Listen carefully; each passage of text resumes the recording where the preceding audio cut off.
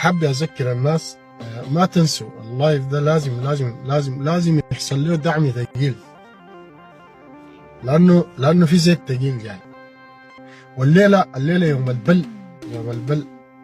لذلك الناس ما تنسى، لانه الصفحه عليها قيود على كده، فاي زول قاعد في اللايف بالله اللايف ده عملوه، ما تقصروا منه، عملوا اللايف ده عملوه عشان ما يقطعوا، عشان الصفحه تثبت وكده.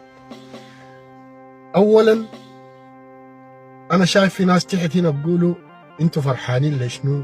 والله انا فرحان فرح ويا زول ويا اشوس ويا زول داعم قضيتنا الليله فرحان، ويشفي صدور قوم مؤمنين. نحن اول حاجه ليه ما نفرح؟ الحصل في سنجة ده ليه ما نفرح؟ دقينا سوق، دقينا مستشفى، مشينا دقينا مواطنين، مشينا دقينا ابرياء عزل، لا، ولا هبشنا مواطن ولا دقينا سوق ولا دقينا حاجه، ولا مشينا قلنا دقوا قبيله ولا دقوا سوق. نحن رجمنا الفرقه 17 مشاه سنجة، بل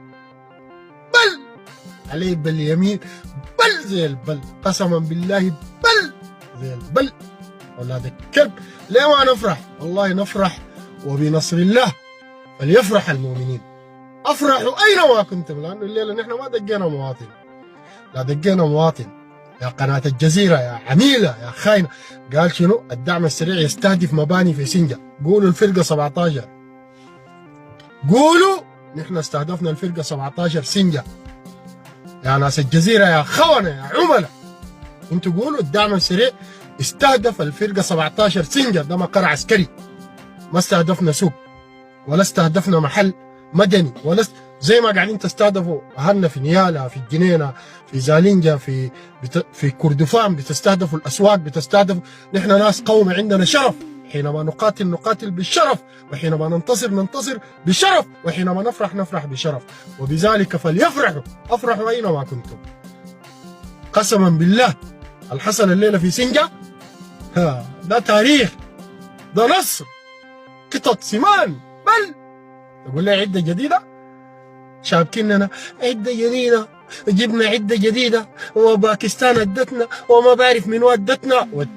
التحيه للمملكه العربيه السعوديه، والتحيه لخادم الحرمين الشريفين، والتحيه لمحمد بن سلمان، والتحيه لكل اهلنا في السعوديه وللاشقاء وللاصحاب. وستظل المملكه العربيه السعوديه حلقه شوك، شفت، تظل لكم شوكه كده في حلقكم ايها الارهابيين.